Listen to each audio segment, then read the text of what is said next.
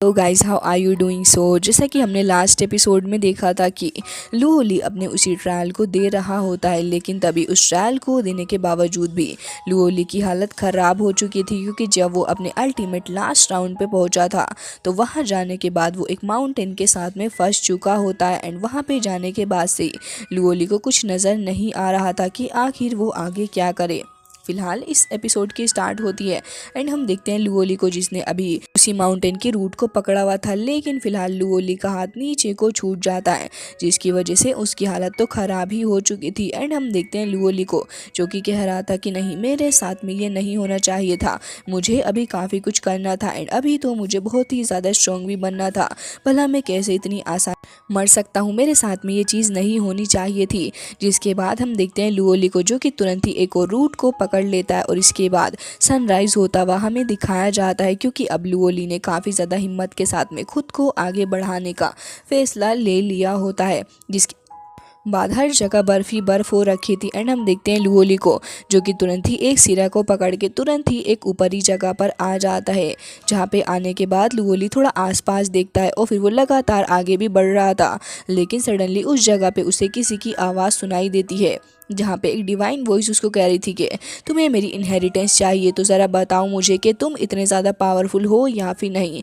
जिसके बाद हम देखते हैं कि वहाँ पे काफ़ी ज़्यादा स्ट्रॉन्ग स्पिरिचुअल बॉडी अपीयर होती है, जो कि देखने में काफ़ी ज़्यादा स्ट्रॉन्ग लग रही थी। लेकिन तभी लुओली कहता है कि अच्छा, तो तुम्हें लगता है कि तुम अपनी इन सारी चीज़ों के साथ में मुझे हरा दोगे, लेकिन मैंने इस पाथ को चूज़ कर लिया है, और रही बात तुम्हारी, तो फिर तुम मेरा कुछ भी नहीं कर सकते, क्योंकि भले से ही तुम एक सेंट हो, लेकिन उस सब के बावजूद भी मैं तुमसे ज़्यादा स्ट्रॉन्ग बन के दिखाऊंगा तुम्हें। और हम देखते हैं कि लुओली के पीछे एक आइस क्रिस्टल का बैरियर भी खड़ा हो चुका था, लेकिन तभी वो स्पिरिचुअल बॉडी उसको कह रही होती है कि ये सब कुछ तुम्हारी गलतफहमी है, कि तुम कुछ कर लोगे, ज़रा आगे बढ़ के तो दिखाओ। जिसके बाद लुओली को देखते हैं, जो कि काफ़ी ही ज़्यादा हिम्मत के साथ आगे बढ़ रहा होता है, लेकिन उससे आगे बढ़ा नहीं जा रहा था। तभी लुओली कहता है कि भले ही मुझे 100 माइल्स चलना पड़े, लेकिन उस सब के बावजूद भी मैं ज़रूर से ही आगे बढ़ूंगा एंड मैं तुम्हारा सामना करूंगा, क्योंकि मैं इतना ज़्यादा ब्रेव हूँ कि मैं कुछ भी कर सकता हूँ। जिसके बाद लुओली की हालत देखने में काफ़ी ज़्यादा ख़राब लग रही थी, लेकिन वो चिल्लाता है और उसके बाद वो mighty mountain of war trend का इस्तेमाल करता है। एंड हम देखते हैं कि यहाँ पे वो स्पिरिचुअल बॉडी तुरंत ही उसके ऊपर वॉर ट्रेंड का इस्तेमाल करने वाली थी, लेकिन लुओली ने डिसाइड कर लिया होता है कि अब तो वो इसके हमले को आराम से ख़त्म कर देगा। जिसके बाद हम देखते हैं कि यहाँ पे उस स्पिरिचुअल बॉडी ने काफ़ी ज़्यादा स्ट्रॉन्ग अटैक थ्रो किया होता है, लेकिन यहाँ पे हम देखते हैं कि लुओली ने काफ़ी ज़्यादा हिम्मत के साथ में उसके अटैक को ब्लॉक कर दिया था, जिसकी वजह से यहाँ पे जो बैरियर बना हुआ था वो भी तुरंत ही टूट जाता है, और वो पर्ल जिसका इस्तेमाल करते हुए लुओली कल्टीवेट कर रहा था वो भी धीरे धीरे करके चटक गई होती है। जिसके बाद हमें वो पिलर दिखाया जाता है, जो कि पूरे ही तरीके से ट्रांसफॉर्म हो जाता है एंड वो एक मैजिकल पिलर भी था। जिसके बाद ये सीन यहीं पे कट हो जाता है एंड हम देखते हैं बाहर बैठे हुए कुछ लोगों को, जो कि फ़िलहाल यहाँ पे पहरेदारी भी कर रहे होते हैं। तभी वहाँ पे एक लेडी आती है, जो कि कह रही थी कि बटलर वू, मुझे बताओ कि यंग लॉर्ड अभी अंदर क्या कर रहा है। तभी यहाँ पे वो सारे के सारे कहने लग गए थे कि वो तो फ़िलहाल यहाँ पे अपनी कल्टिवेशन को कर रहे हैं, लेकिन हम लोग एक बार ये बात बताना भूल गए कि रूम के अंदर जब से वो गए हैं तब से तो बाहर ही नहीं निकले। समझ में नहीं आ रहा कि हम लोग उन्हें कभी देख पाएंगे, उनके तो दर्शन होना भी काफ़ी ज़्यादा बड़ी बात हो चुकी है। जिसके बाद ये दोनों आपस में बातें करने लग गए थे और कहते हैं कि आज रात तो खाना काफ़ी ज़्यादा टेस्टी बनने वाला है, तो क्या तुम दावत में चलोगे।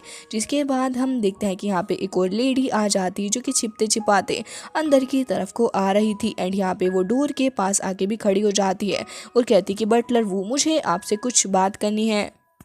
जिसके बाद वो ये भी कहती है कि मैं लॉर्ड शुआंग लोंग का एक मैसेज आपके लिए लेकर आई हूँ, क्या आप मेरी बात को सुनना चाहेंगे। तभी यहाँ पे हम देखते हैं कि अंदर बैठा हुआ पर्सन उसे तुरंत ही अंदर की तरफ को बुला लेता है एंड यहाँ पे हम देखते हैं लुओली को, जो कि फिलहाल बातें कर रहा होता है रोंगयान और साथ साथ शुए से, और कह रहा था कि काफ़ी दिनों की कल्टीवेशन के बाद ये जो पर्ल है वो धीरे धीरे करके चटक गया। वैसे तो मुझे काफ़ी ज़्यादा बेनिफिट हुआ इन सारी चीज़ों से एंड अब आगे नहीं समझ आ रहा कि क्या करूँ।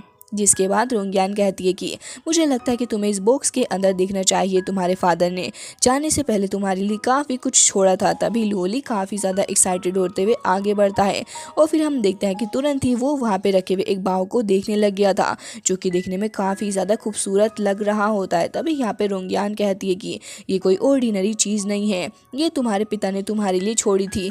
तभी यहाँ पे लूली कहता है कि अच्छा, लेकिन इस बाव का इस्तेमाल कैसे करना है, मतलब कि क्या ये एक नॉर्मल ही शाही बाव है। जिसके बाद रोंगयान कह रही थी कि तुम्हारे पिता ने 20 साल से भी ज़्यादा इसको अपने पास में रखा और उसके साथ साथ इसी सारी वजह से ये काफ़ी ज़्यादा स्पेशल है। इसका नाम है शुआंग निंग बाओ एंड ये बहुत ही ज़्यादा स्ट्रॉन्ग है, अपने टाइम का सबसे ही ज़्यादा टाइमलेस बाओ एंड इसका इस्तेमाल लोग आज भी करना पसंद करते हैं।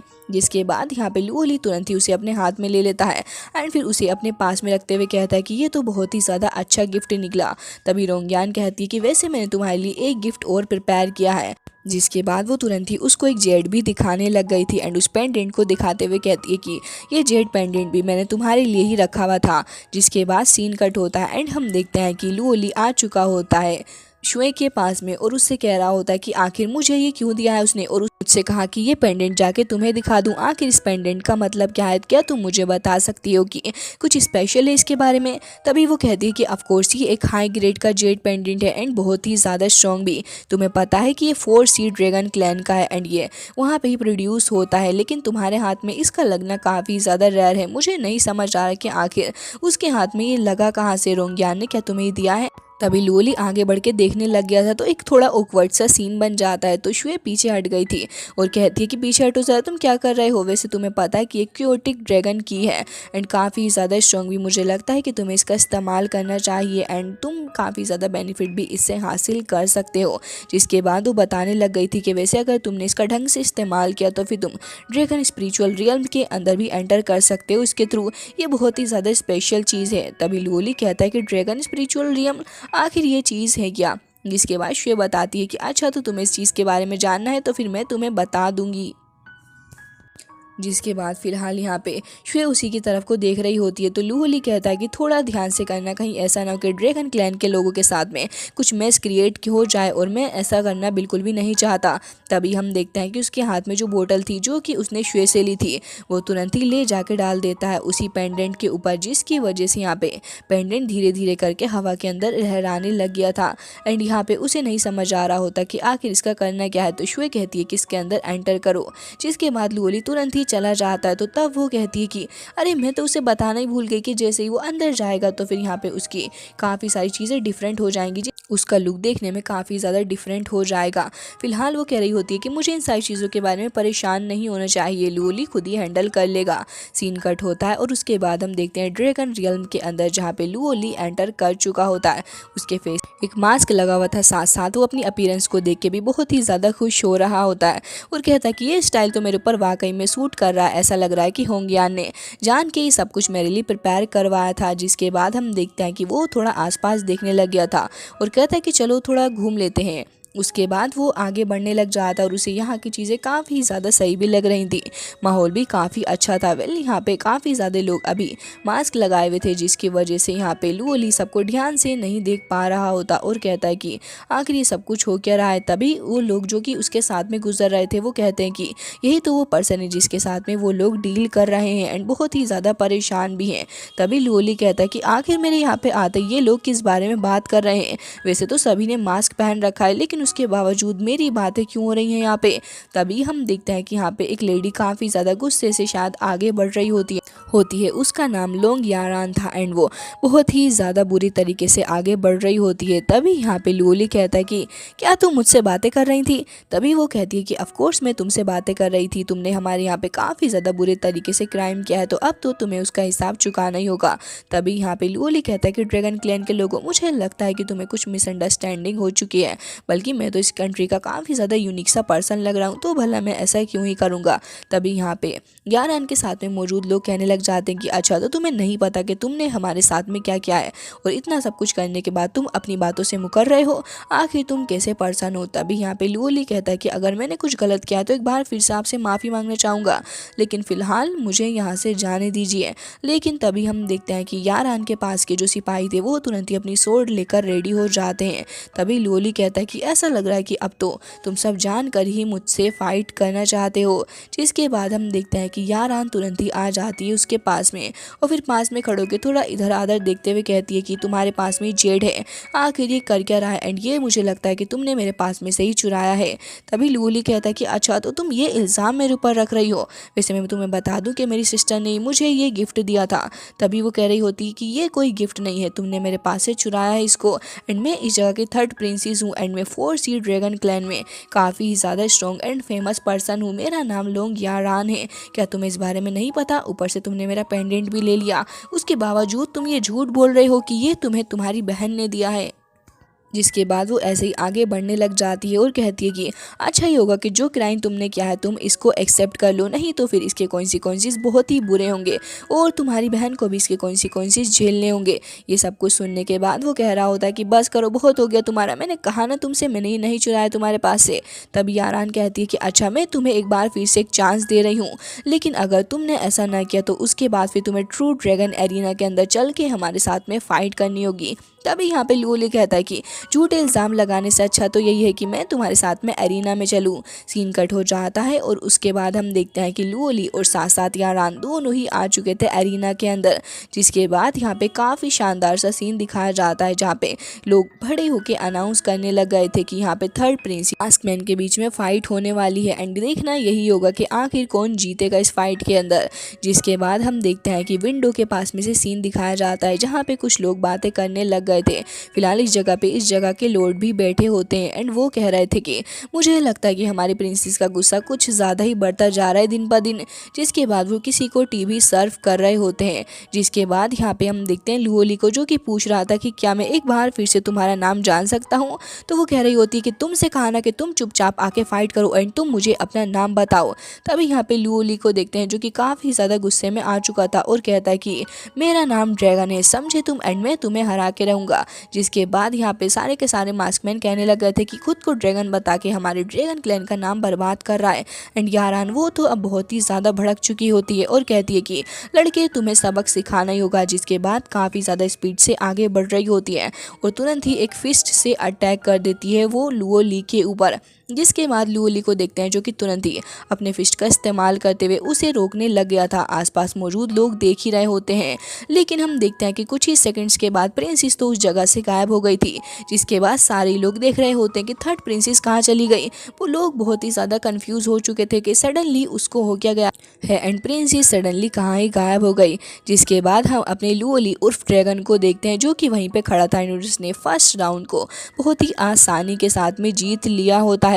जिसके बाद हम देखते हैं कि विंडो से सारा का सारा नज़ारा वो दोनों ही लोग देख रहे होते हैं, एंड यहाँ पे वो बंदा कह रहा होता है कि मुझे पता था कि वो इतना ज़्यादा गुस्से में है कि तुरंत ही हार जाएगी, कम से कम उसे ढंग से फाइट तो करनी चाहिए थी। तभी उस जगह का पेट्रियास कहता है कि मुझे भी यही लगता है, लेकिन उसने जल्दबाजी करने के साथ साथ उस बंदे को भी कुछ ज़्यादा ही मिसअंडरस्टैंड कर दिया।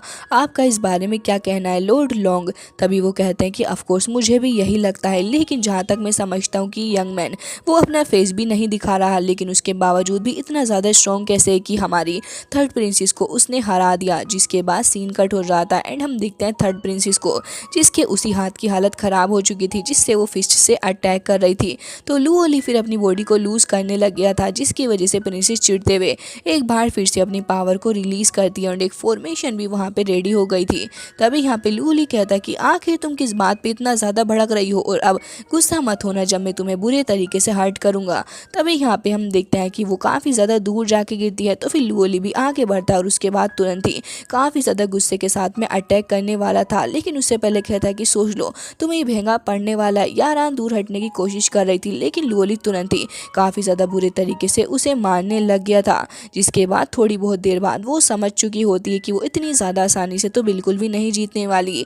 इसके बाद वो तुरंत ही अपनी सीक्रेट ड्रैगन आर्ट का इस्तेमाल करती है और फिर उसके बाद हम देखते हैं कि यहाँ पे एक ड्रैगन तुरंत ही अपीयर हो गया था एंड यहाँ पे वो कह रही होती है कि अब ज़रा मुझे बताओ कि आखिर तुम इसके जाल से कैसे यहाँ से बच के निकलोगे। वो तुरंत ही उसे डायरेक्ट करती है यहाँ पे लूओली की तरफ। तो लूओली तुरंत ही अपनी पावर का इस्तेमाल करते हुए उस जगह से भाग जाता है और कहता है कि तुम्हारा ये मूव किसी भी काम का नहीं है। एंड अब लूओली भी तुरंत ही अपने ड्रैगन किंग फिस्ट का इस्तेमाल करता है उस ड्रैगन के अगेंस्ट। एंड हम देखते हैं कि यहाँ पे एक और ड्रैगन आ गया था जिसे तो यारान देख रही थी, लेकिन वो उससे पहले उसकी बॉडी से आर पार हो जाता है, जिसकी वजह से यारान को देखते हैं जो कि तुरंत ही उस जगह से गायब हो गई थी। और उसकी बॉडी के गायब होने के साथ साथ यहाँ पे सारे ही लोग देख रहे होते हैं कि आखिर ये ड्रैगन है कौन जो कि तुरंत ही सारे के सारे लोगों को मार पा रहा है। सीन कट होता है एंड हम देखते हैं पैट्रियास को साथ साथ लॉर्ड को भी जो कि फिलहाल उसी जगह पे थे। एंड यहाँ पे अब तो वो लोग टी लौटने में भी काफ़ी ज़्यादा डर रहे होते हैं कि आखिर न जाने अब आगे क्या होने वाला है। और इसी के साथ आज का ये एपिसोड हो जाता है एंड आई होप आपको अच्छा लगा होगा। मिलते हैं नेक्स्ट वीडियो में, तब तक के लिए bye bye, take care of yourself.